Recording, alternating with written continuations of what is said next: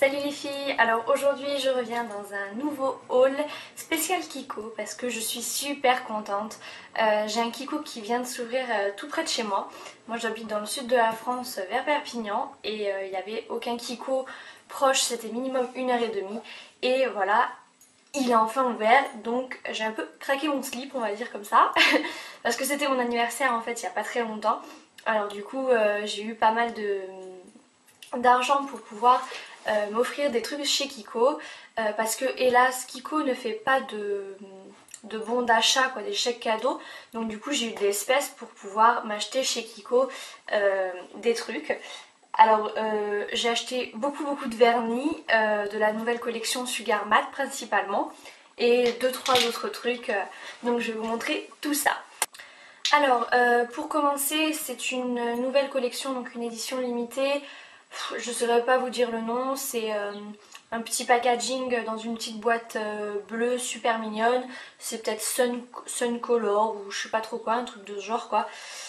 Donc ce sont donc des ombres à paupières liquides. Il y avait marqué même que c'était un eyeliner. Eyeliner, je suis pas sûre qu'on puisse faire des traits d'eyeliner avec cette texture là. Donc déjà le packaging perso je le trouve super classe. Ça coûte 6,90€ je crois. Donc ce sont des Color Shock Long Lasting Eyeshadow. Donc j'en ai pris deux. Il y en a une autre qui me plaisait ou peut-être que j'y retournerai pour l'acheter. Alors j'ai pris la numéro 2 qui est un genre de rose avec plein de petits reflets corail. Voilà ce que ça donne sur la main, donc j'espère que vous verrez bien les reflets. De toute façon, allez voir en magasin, vous verrez, la couleur est vraiment magnifique. Ensuite, la deuxième couleur que j'ai achetée, c'est la numéro 4. C'est une ombre à paupières donc, dans les teintes violet. Apparemment, elle ressemble à une illusion d'ombre de chez Chanel. Bon, moi j'en ai pas donc je peux pas faire la comparaison. Juste la texture par contre apparemment est complètement différente quoi. Donc c'est un violet très foncé. Il est juste là, comme vous pouvez le voir. Voilà. Alors ce sont des ombres à paupières qui tiennent vraiment super bien. La tenue elle est vraiment impressionnante. Il faut absolument se démaquiller avec un démaquillant waterproof parce que vraiment la tenue, pour ma part en tout cas, elle est vraiment impressionnante. Voilà. Après pour travailler l'ombre à paupières il faut quand même la travailler assez rapidement parce que c'est une ombre qui sèche. Une fois que c'est sec c'est quand même assez difficile à estomper, ce genre de choses. Elle peut peut-être avoir un peu un effet asséchant sur la paupière, à marquer peut-être les ridules un petit peu. C'est peut-être son défaut. Mais malgré tout ce sont des couleurs vraiment somptueuses. Pour l'été et tout c'est super sympa de travailler ce genre de texture. Moi j'adore perso, donc mon chien. Donc voilà. Donc pour aller donc avec cette ombre à paupières justement la Color Shock, la violette, j'ai voulu essayer comment ça s'appelle, les Long Lasting Wet Dry. Donc en fait ce sont les ombres à paupières qu'on peut utiliser soit sec soit humide. Donc moi j'ai pris la numéro 204 qui est comme ceci, donc qui est un joli rose un petit peu tirant vers le bordeaux. Voilà. Et donc dans le packaging elle paraît plus claire. Une fois appliquée sur la peau, cette couleur là elle est quand même un petit peu plus foncée. Bon, c'est pas non plus super gênant mais je vais vous montrer. Donc voilà, elle se trouve juste là. Donc vous voyez elle est un petit peu plus claire quand même que l'ombre à paupières crème. Mais cette couleur là s'associe très bien aussi avec un color tattoo que j'ai, le permanganate, je sais pas trop quoi, je vous mettrai le nom ici, je m'en souviens plus trop. Mais elle s'associe super bien par dessus en fait avec le color tattoo. Donc voilà pour ça. Le prix, vous mettrez ici, je sais plus du tout mais voilà. Ensuite j'ai voulu tester ces petits rouges à lèvres longue tenue, il y a marqué tenue 10 heures. Donc en fait c'est un embout, donc le rouge à lèvres est ici forcément et le gloss de l'autre côté. Donc ça c'est la gamme double touch, je vous montre. Double touch, voilà, tenue 10 heures. Donc moi j'ai le numéro 115. Alors, tenue 10 heures, je suis pas convaincue. Ça a une très bonne tenue par contre, mais pas tenue 10 heures. Après un repas par exemple, il vous en reste un peu sur le bord des lèvres, mais pas dans le centre, donc c'est pas joli, on est obligé d'en remettre. Mais ça tient quand même quasiment une matinée et une après-midi, donc si vous en remettez, voilà. Donc la tenue quand même est super sympa. Donc soit vous mettez que ce côté là, donc je vais vous montrer moi la couleur que j'ai. Donc voilà moi la couleur que j'ai prise, donc c'est numéro 115 comme je vous disais. Donc c'est un joli fuchsia. Franchement il fait pas si flashy que ça sur les lèvres et il est super joli. Voilà. Donc après une fois que ça sèche, ça a un effet un peu plus mat et un petit peu plus desséchant malgré tout. Et si vous rajoutez le gloss, ça fait vraiment un effet super sympa. Pas trop non plus brillant pour faire... c'est quand même assez naturel malgré tout. Voilà, c'est super, il y a vraiment une gamme de couleurs assez intéressante, des rouges vraiment pétants, des jolis corails. Il y avait un corail qui me faisait de l'œil, je ne l'ai pas acheté mais bon voilà, maintenant que j'en ai un à côté de chez moi, Kiko, je craquerai un petit peu plus souvent je pense. Donc voilà, je suis super contente aussi de ce petit produit là. Ensuite, je me suis acheté un nouveau blush, j'en avais déjà deux. J'adore les blushs Kiko, moi personnellement. Ils sont pas très chers, ils coûtent 7,90 € je crois.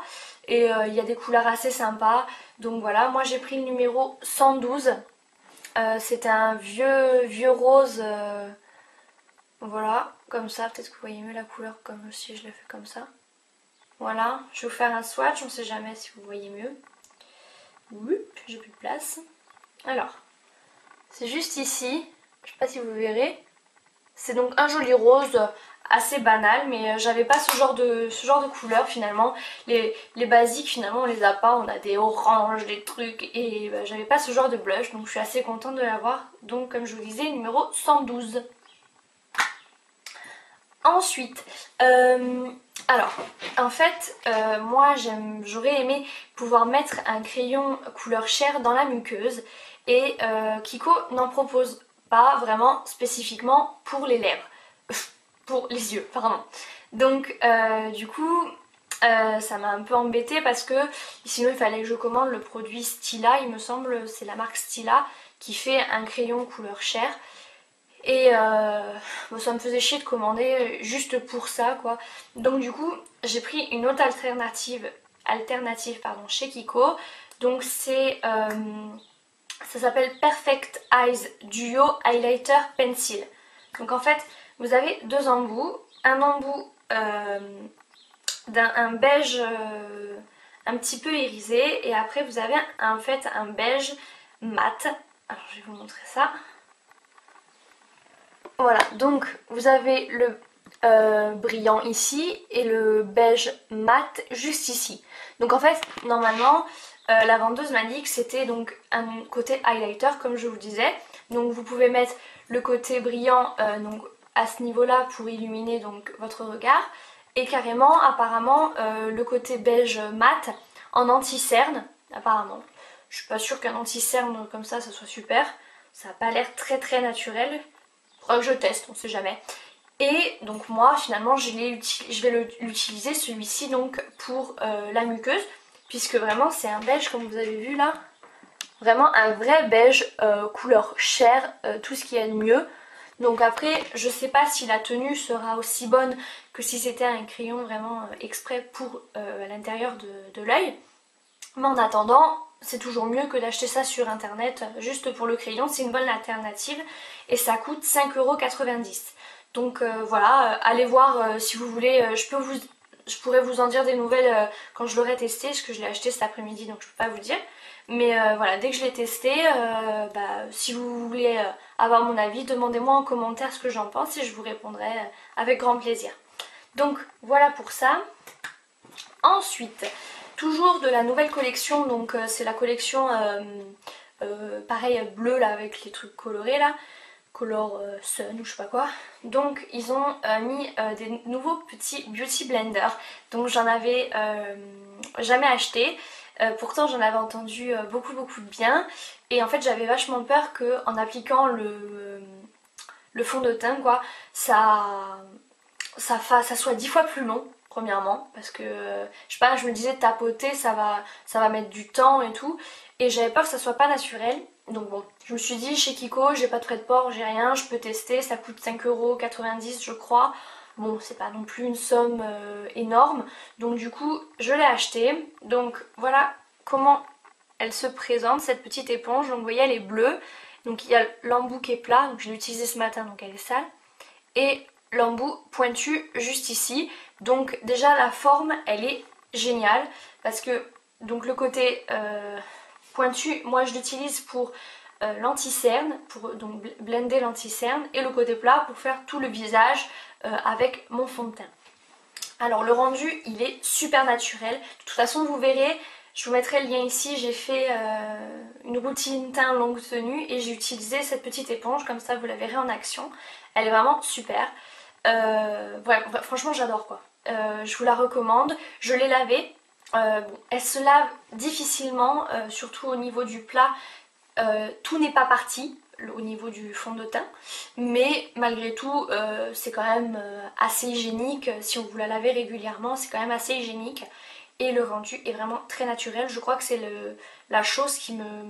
Entre un pinceau et ça, c'est ça qui donne l'aspect le plus naturel pour l'application du fond de teint et de l'anti-cerne, tout en restant couvrant. Donc franchement je vous le recommande, c'est topissime, topissime. Voilà.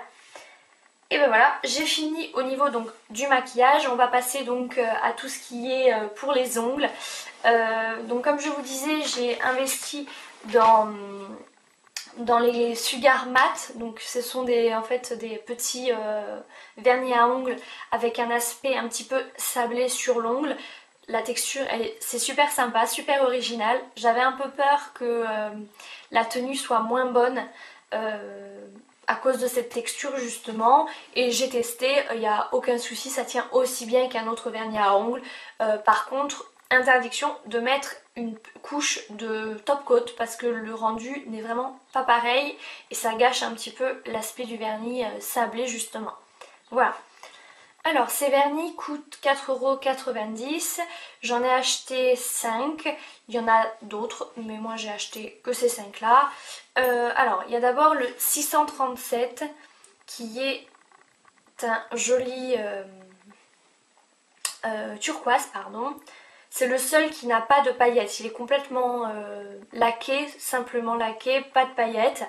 Et il y a quand même cet aspect donc sablé super sympa. Vous voyez, le bouchon est un peu granuleux également, c'est pour différencier de la gamme normale. Donc le 637. Le 639 qui est un joli corail assez clair avec donc des micro paillettes également orange. J'espère que vous pouvez les voir. Super sympa. Le 640 qui est plus un genre de rouge corail avec des petites nacres orange doré également. Celui-là aussi est magnifique. Vous voyez bien les paillettes là? Regardez ça. Oh, truc de fou. Le 641 qui est en fait un rose avec des nacres dorées à l'intérieur.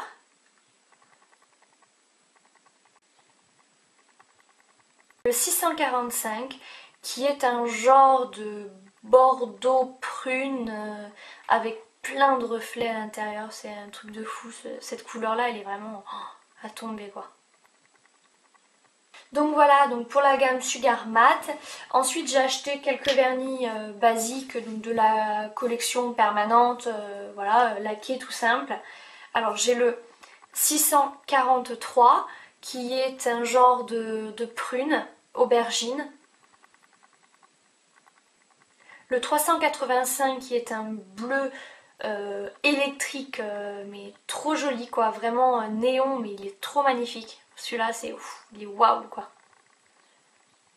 Le 335 qui est un bleu marine, un vrai bleu marine, j'en cherchais un parce que j'ai des bleus mais pas un vrai bleu marine quoi. Et celui-là c'est un... Si vous cherchez un bleu marine il est trop joli celui-là, le 335 j'adore. le 265 qui donc est également un bleu marine mais beaucoup plus foncé comme vous pouvez voir. C'est un peu un bleu nuit finalement. Celui-ci est un petit peu pailleté, légèrement, je ne sais pas si vous le verrez. Et pour finir, le 207 qui est donc un vernis beige pour la French, comme vous pouvez voir c'est noté French. Voilà, pour la French, qui est très bien pour la French, il est top, je l'ai testé, il est top. Donc voilà le petit haul de chez Kiko. J'espère vous avoir fait découvrir de nouveaux produits. N'hésitez pas peut-être à me donner vos avis sur des produits Kiko que je n'ai pas cités. Peut-être que comme ça vous me ferez découvrir d'autres produits parce que c'est vrai que des fois on passe à côté de tellement de choses, il y a tellement de trucs chez Kiko que c'est un truc de fou quoi. Donc voilà, je vous fais plein de gros bisous et à très bientôt pour une prochaine vidéo. Bye bye!